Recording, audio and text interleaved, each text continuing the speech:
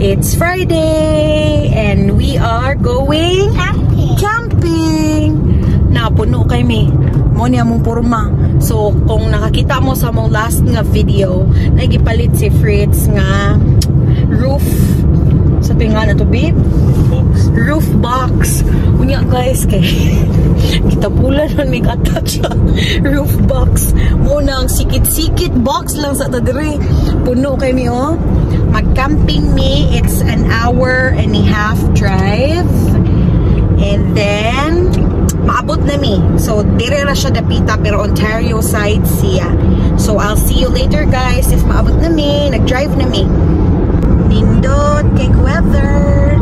Pero ugma na forecast nga mo uwan, pero part man sa adventure ng uwan, no.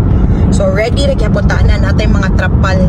Pero for now, let's enjoy the sun and the warm weather.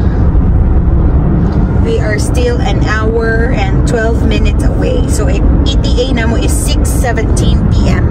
But then dili makuol kay alas 8:30 pa mong ngit-ngit diri. We are 34 minutes away and nice kayo ilong neighborhood guys. Lapay mga baka. Nice kayo. Yan na sila inana ay kasi pangalan na babe.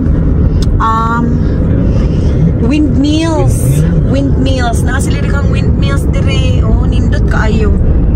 Nakaagi na mi sa ilang murag town pero as in amazed me kay nice kayo. Wala gina siya nituyok. Uy, hangin yan ko.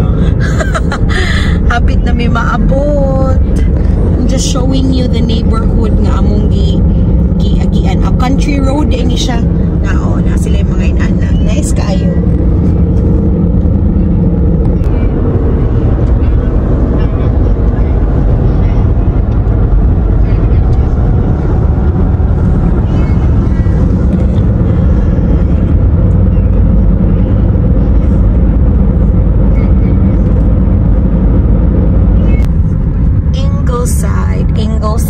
So abot na mi guys, 13 minutes away and the sun is still up. Thank you Lord for the nice weather.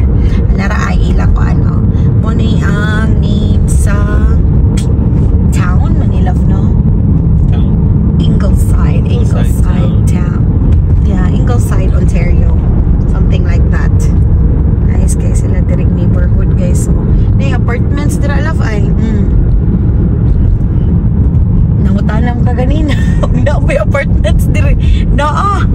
Eskwelahan din ang atbang na ang eskwelahan nila. Apartments love. Nindot dire. Nindot. Uy, mingaw. Ganahan ko. Nagkatiguang na git siguro kung maayo. Kaya ganahan ako mingaw. Hapit na may maabot. Abot kami.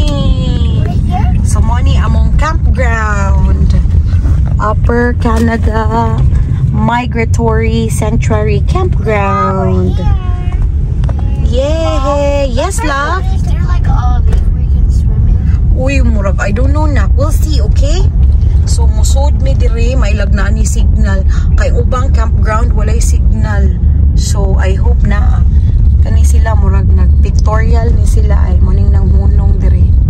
Kaya na may ganing murag. Kay namin murag tree, cherry blossom, pictorial gid lagi. Kay naa sila tripod. Pwede sa taato mag-pictorial tomorrow. Di ba? No. Perfect. Kapit pa dito na. Kay mag-hiking man mi tomorrow guys. So another vlog na sad na ang among activity for tomorrow. Kani is going to the campground sa ning among vlog for today. So rocky road na ta diri. Hinahinay ta.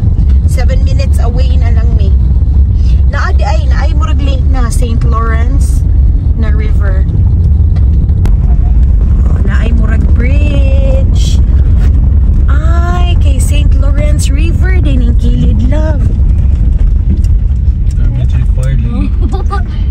Registered Bird Sanctuary campers only. Camper man to. Wow. So mo ni ang river sa mong side. Wow. We should go swim? River. Kani bridge ni. Bridge. Kay mura mig naa sa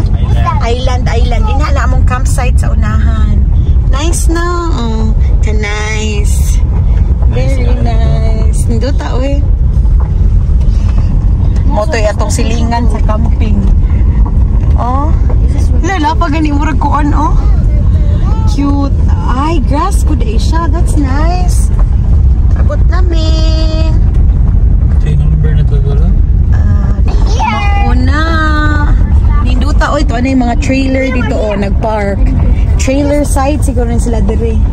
So, mangita mi sa amuang campsite which is number 19. Dito talapit man love kay murag riverfront man tong atoa. So nato dito. Dinha na sure ko. Look nice. Oy, pagka perfect. I remember this place. Wala oy, first time ta nakaanhi nga campground anak. This is the first time. Yeah, it's a bit there already. Riverfront man ta. So nato dito murag dito man to kilid. Abot na mi. Abot na mi. Yay! We are here. Hello, happy kay sila kay among campsite na in front. In front of the water ang among front, ang among campsite. Hoy, dili magbasa-basa ha. Dili. Ana lang sa kuan. Hamas kay lado eh. Dito ako nang ginao. Nanihilak na di. Ang iya mangigupo yung sapatos. Ana. Kuya dili ha. Laoy. Happy kay mga beshi sa. Hala ni mosquito. Pag jacket kusog ra ba kay mo pa akon. Nice kaayo among view. Go in the water, guys. Nice ra kaayo.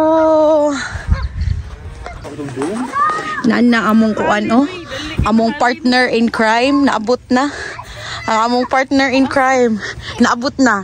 Oh, dali kay sila naka-set up ang boys sa kusina na nasa ni Rina. Vlog ba yan eh? This is going to YouTube, Rina.